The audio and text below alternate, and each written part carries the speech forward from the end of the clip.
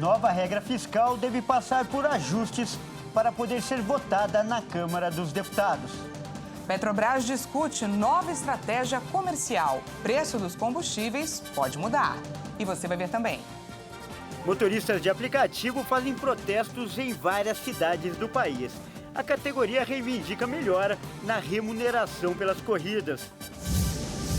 STF julga mais uma leva de acusados de participarem dos atos em Brasília.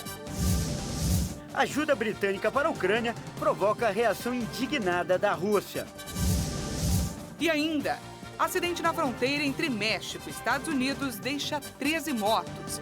Essas e outras notícias você confere a partir de agora. Olá, boa tarde, seja muito bem-vindo. Nós estamos ao vivo. Agora são 13 horas e 3 minutos, quase 4, pelo horário de Brasília. É isso? Estou certo no horário, Dani? Certíssimo. Boa tarde, Kleber. Mais uma semana começa, que seja uma semana incrível para todos nós.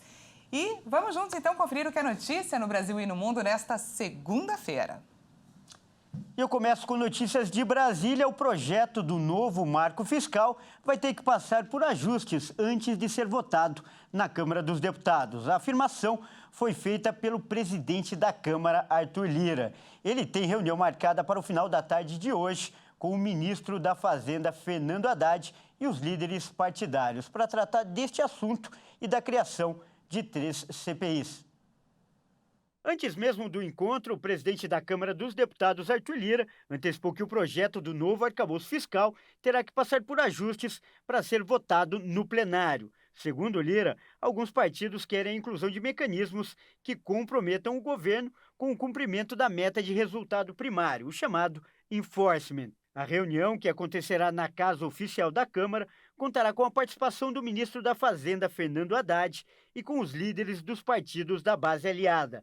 Além do projeto do novo marco fiscal, os deputados vão discutir as comissões parlamentares de inquérito que devem ser instaladas nesta semana. A primeira delas é a CPI das apostas, que vai investigar a manipulação de partidas de futebol no Brasil. Lira já dá como certo o funcionamento dos trabalhos dessa comissão. Outras 2 tratarão da atuação do MST, o Movimento dos Trabalhadores Rurais Sem Terra, e da Lojas Americana, que apresentou inconsistências em seu balanço financeiro. Os nomes para compor as CPIs ainda estão sendo discutidos, mas o presidente da Câmara garantiu que o funcionamento dos grupos não vai comprometer os trabalhos da Casa e a votação dos projetos. O Supremo Tribunal Federal já tem maioria para transformar mais 245 denunciados em réus. O julgamento pelos atos de radicais do dia 8 de janeiro termina hoje. E com essa nova leva, mais da metade dos 1.390 envolvidos passam de suspeitos para acusados. Inicialmente, o Supremo julgava neste lote 250 denúncias, mas por problemas técnicos no plenário virtual, 5 casos foram retirados da análise e serão retomados futuramente. A partir da 0 hora desta terça, o STF também começa a julgar em plenário virtual outras 250 denúncias. Será o 5º bloco de acusados a entrar em julgamento. Embora cada sessão analise um conjunto de denúncias, os ministros avaliam a situação dos denunciados individualmente, caso a caso. Se as denúncias forem recebidas, os acusados passam a responder a uma ação penal na Corte, em que poderão apresentar defesas e provas no curso do processo. Estão em julgamento 220 denúncias contra incitadores e autores dos atos golpistas e 25 denúncias contra executores do vandalismo. Os denunciados são acusados dos crimes de associação criminosa armada, abolição violenta do Estado Democrático de Direito, golpe de Estado, dano qualificado pela violência e grave ameaça com emprego de substância inflamável contra o patrimônio da União e com considerável prejuízo para a vítima. Também deterioração de patrimônio tombado. No começo da análise dos casos, o relator, o ministro Alexandre de Moraes, votou por abrir ações penais contra os acusados. Acompanharam o voto os ministros Dias Toffoli, Rosa Weber, Carmen Lúcia, Gilmar Mendes e Edson Fachin. Os ministros Nunes Marques e André Mendonça divergiram e votaram para restringir o número de réus. Os dois ministros entendem que não há provas contra os denunciados que foram presos em frente ao acampamento montado em frente ao QG do Exército, onde circulavam pessoas defendendo intervenção militar, o que é inconstitucional. Olha só, eu mudo de assunto agora para falar que a Federação dos Motoristas de Aplicativos do Brasil realiza uma greve nesta segunda-feira. A exigência dos motoristas é que exista um teto mínimo a ser pago, já que os ganhos de quem trabalha na plataforma devem custear, além da manutenção do carro, o combustível gasto. A greve foi aderida principalmente pelos motoristas parceiros das empresas Uber, 99, InDrive, iFood e Rap. A ideia é que haja uma parada no funcionamento no estilo day off, ou seja, 24 horas de inatividade. Os motoristas exigem principalmente que seja instituído um aumento do teto mínimo, que é pago pelos apps, já que o repasse das plataformas para os motoristas segue sem mudanças há 7 anos. A categoria exige aumento no repasse que chega das empresas, que já cobram mais do público, adicional para cada parada solicitada pelo passageiro durante uma corrida e seguro de vida e seguro de saúde. Os motoristas estão com as atividades paradas desde as 4 horas da manhã desta segunda-feira e a previsão é que voltem a ligar o aplicativo apenas às 4 horas da manhã de terça-feira. A paralisação afeta principalmente quem busca pelo transporte nos horários de pico, onde o fluxo de pessoas indo trabalhar ou retornando para casa é maior. O passageiro que conseguir ser atendido por um dos motoristas parceiros vai pagar um pouco mais para ter o carro, já que a demanda de carros em dias normais já não atende 100% da demanda de passageiros. E ainda sobre esse assunto, pelo menos 5 estados registraram protestos. No Rio de Janeiro, os condutores saíram em carreata do aeroporto Santos Dumont, com destino ao escritório da Uber no centro da cidade. A classe reivindica que os motoristas embolsem pelo menos R$10 por cada corrida aceita e R$2 por quilômetro rodado.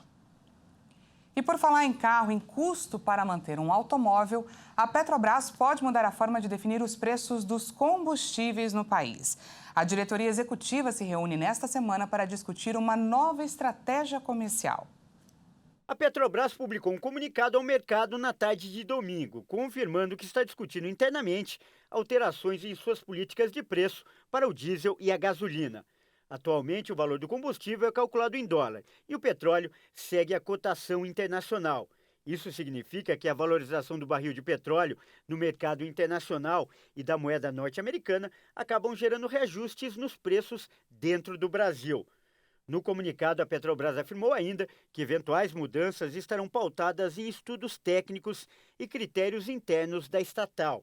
O presidente da Petrobras, Jean Paul Prats, já havia dito que a companhia iria reavaliar o preço dos combustíveis nesta semana e divulgar informações sobre sua nova estratégia.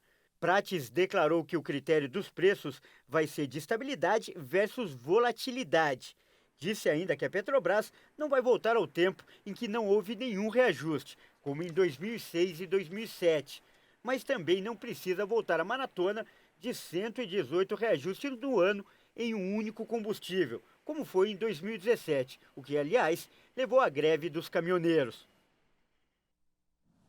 E olha só, a atual política de preços da Petrobras já tem há algum tempo sido motivo de polêmica no mercado financeiro e também no governo federal. Isso porque alguns críticos afirmam que o modelo favorece os lucros da estatal, mas, por outro lado, prejudica e muito o consumidor e até a economia do país. E agora surge essa possibilidade de mudança, né, Dani? Pois é, Kleber. E o preço do combustível é um assunto que interessa, é claro, para todo mundo. Afinal, todos nós somos impactados quando há um aumento, seja diretamente ali na hora de abastecer o carro ou indiretamente, já que vários produtos dependem do transporte rodoviário e sofrem impacto no preço quando há algum reajuste na gasolina e principalmente no diesel.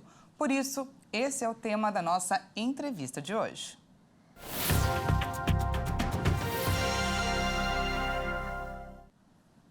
Olha, e para falar sobre esse assunto tão importante, nós vamos conversar agora com o Glerton Reis Júnior, que é economista. Muito boa tarde, seja muito bem-vindo. Boa tarde a todos, telespectadores. Prazer em estar aqui Vamos ver se a gente pode contribuir com você. Estou inteiro à disposição. O prazer é todo nosso e, com certeza, o senhor irá contribuir e muito. No ano passado, quando foram registrados seguidos aumentos nos preços dos combustíveis, houve muita pressão para a mudança na política de preços na composição desse valor. Mas a Petrobras não cedeu. Por que a estatal resolveu discutir esse assunto neste momento? O que mudou?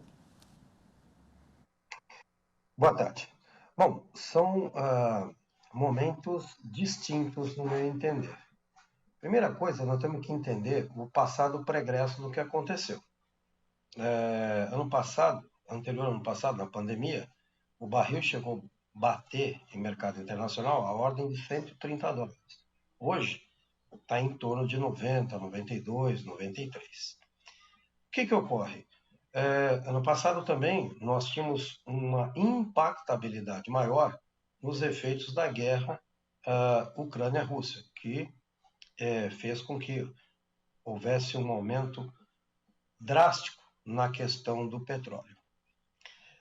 Uma coisa que é importante que se diga é que a OPEP, a Organização dos Países Produtores de Petróleo, ela, por exemplo, semana passada, ela anunciou um corte muito acima da média na produção. Evidentemente, isso fez com que o barril ele subisse drasticamente. Então é importante que se diga que a volatilidade do combustível ela é um problema de âmbito internacional, não é nacional. O Japão, um país extremamente capitalista, está subsidiando combustível.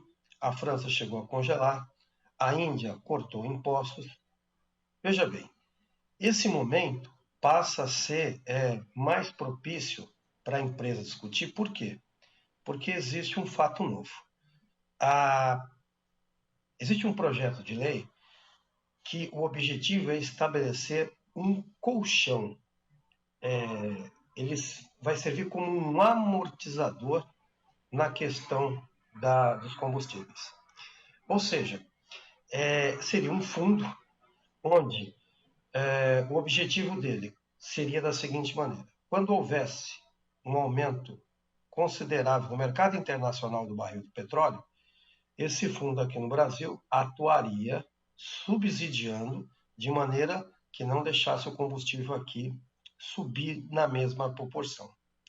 Em contrapartida, quando num futuro o preço do barril internacional caísse, na mesma proporção, o preço aqui no Brasil também não cairia. E essa diferença serviria de reposição para esse fundo. Então, seria uma banda, um sistema de banda, que iria regularizar. Isso é muito importante porque o combustível, principalmente o diesel, está em toda a cadeia produtiva da economia. E ele, portanto, ele tem uma importância muito grande na inflação. Hoje, no mundo inteiro, você está vivendo questões de inflação alta e de juros altos. No Brasil, nós temos hoje, pela sexta vez seguida, o cupom mantém a taxa Selic na ordem de 13,75%, no sentido de conter a inflação. Nós vínhamos até a semana repassada, não a passada, numa expectativa crescente de inflação. E nessa semana agora, nós tivemos uma notícia muito boa para nós, de que essa expectativa foi revertida. Para 2023, a expectativa de inflação ano era da ordem de 6,05, caiu para 6,02. E 2024, essa expectativa de inflação caiu de 4,18 para 4,16. Então, eu acho que tem que haver um consenso agora, realmente, de que o combustível tem que começar a conversar para que ele possa estabilizar a vertente de inflação no Brasil. Correto. Agora, eu peço que o senhor responda bem rapidamente, que nosso tempo está bem restrito agora. Essa atual política de preços, ela favorece mais a empresa que tem apresentado lucros, né, vem apresentado ascensão nos lucros do que o consumidor e a própria economia? Essa é uma crítica bem frequente. O senhor concorda com essa crítica? Isso tem ocorrido, porém eu não entendo como algo negativo, não. a empresa passou no passado por problemas crassos durante a Lava Jato que foi identificado e hoje ela tem uma vertente mercadológica.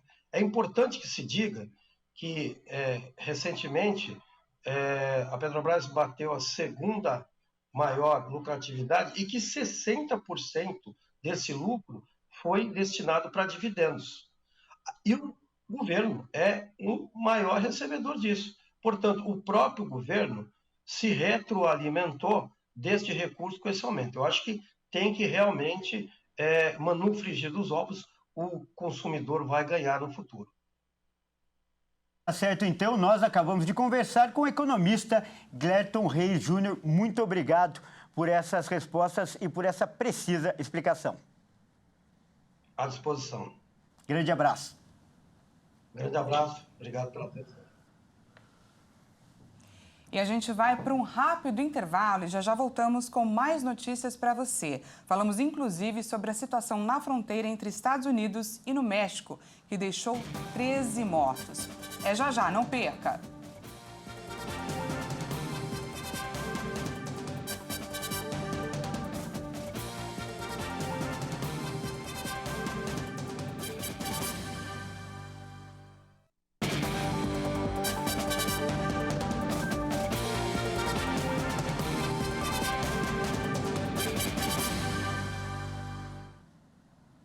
Seja bem-vindo mais uma vez, nós estamos de volta ao vivo, 1h21 pelo horário de Brasília. Voltamos com os destaques internacionais. E o presidente ucraniano Volodymyr Zelensky tem feito uma viagem pela Europa com o objetivo de obter novas armas para uma contraofensiva sobre a Rússia. E nesta segunda-feira, o anúncio de uma ajuda britânica a Kiev provocou uma reação indignada da Rússia. O Reino Unido prometeu ao presidente ucraniano drones de ataque de longo alcance durante sua visita ao país nesta segunda-feira. Esses armamentos estratégicos ampliariam muito a capacidade ofensiva dos militares ucranianos e, com isso, as chances da esperada ofensiva contra os russos começar nos próximos dias ou semanas. Mas para o Ministério de Relações Exteriores da Rússia, a decisão britânica vai levar a uma grande escalada do conflito. Volodymyr Zelensky tem feito uma viagem pela Europa para expandir seu poderio bélico e, assim, aumentar as chances de se defender das ofensivas russas. No domingo, ele esteve em Paris para um jantar oferecido pelo colega francês Emmanuel Macron, onde o líder reafirmou o apoio inabalável da França e da Europa para restaurar os direitos legítimos da Ucrânia de lutar pelos seus interesses fundamentais. Estiveram em pauta discussões sobre as necessidades militares e humanitárias urgentes.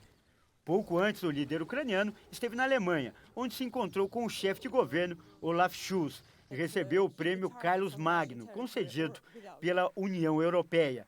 Há tempos que os ucranianos vinham pedindo mísseis de longo alcance, com o objetivo de atingir as linhas de defesa e de logística do inimigo, até mesmo dentro do território da Rússia. E os aliados ocidentais, inclusive os Estados Unidos, sempre relutaram em oferecer essas armas, por temer uma escalada sem controle da guerra. E a Síria encerrou mais de uma década de isolamento diplomático com a participação de seus líderes nesta segunda-feira em uma sessão preparatória da Liga Árabe. O evento vai acontecer nesta sexta-feira na Arábia Saudita. Líderes do país participaram de uma sessão preparatória da Liga Árabe em Jeddah, na Arábia Saudita, país que abriga na sexta-feira uma cúpula do grupo. Aproveito esta oportunidade para dar as boas-vindas à República Árabe da Síria, à Liga dos Estados Árabes, esperando trabalhar com todos para alcançar o que pretendemos. É a primeira vez que autoridades sírias participam de uma reunião da Liga Árabe desde novembro de 2011. A organização pan-árabe suspendeu o regime do presidente Bashar al-Assad pela repressão de uma onda de protestos que degenerou em uma guerra com mais de 500 mil mortos e milhões de refugiados. A Liga readmitiu a Síria em 7 de maio, em um contexto regional de aproximação diplomática. O príncipe herdeiro saudita Mohammed bin Salman convidou em 10 de maio o presidente sírio para a cúpula anual, que acontecerá em Jeddah, às margens do Mar Vermelho. E agora uma notícia triste. Uma tragédia com um micro-ônibus em uma rodovia mexicana deixou pelo menos 26 mortos, de acordo com a imprensa local. As vítimas são de uma única família. O episódio ocorreu após o choque entre um micro-ônibus de passageiros e um trailer em uma estrada do estado de Tamaulipas. A estrada onde ocorreu o desastre liga Zaragoza a Hidalgo, na região fronteiriça com os Estados Unidos. Uma unidade de resgate foi enviada para libertar os corpos que estão nas ferragens e se possa fazer o trabalho direito com as pessoas mortas. Segundo a mídia local, o número de mortos no acidente de domingo pode ultrapassar 20. Ao que tudo indica, as vítimas eram de uma única família, que teria alugado um micro-ônibus para viajar da cidade de Monterrey ao estado de Veracruz. Os acidentes rodoviários aumentaram nos últimos anos no México, geralmente devido a altas velocidades, precárias condições dos veículos ou cansaço dos motoristas. Organizações civis exigem regulamentações mais rígidas para conter a situação. E antes de encerrar, a gente fala sobre o Dia das Mães, que foi ontem, mas as homenagens continuam, não é, Kleber? Tem que continuar, né, Dani? Tem que continuar. Olha só, um estudo inédito feito pela Serasa, em parceria com o Instituto Opinion, revela que 9 em cada 10 mulheres controlam as finanças domésticas. Essas mulheres, elas cuidam dos filhos, da casa, trabalham fora e são responsáveis ainda que não totalmente pelo orçamento familiar. Aqui no Brasil, elas são chamadas de supermães. E olha só, o nome dado para a pesquisa foi Relevância das Mulheres nas Finanças da Família Brasileira. O relatório chama atenção principalmente para a dificuldade das mães solo, divorciadas ou viúvas. Praticamente metade delas, 48%, disseram ter pelo menos um filho e que não tem companhia para dividir as contas. Uma missão e tanto. Por isso que o Dia das Mães, comemorado ontem, não pode se resumir a uma única data. Tem que ser celebrado sempre, o ano todo, né, Dani? Com certeza, Kleber. Todos os dias, todas as horas, para essas guerreiras, não é verdade? Essas guerreiras da vida real. Essa edição fica por aqui. Muito obrigada pela sua companhia. E não se esqueça que daqui a pouco, às 13h50, eu volto com mais notícias para você. Até mais. Até mais.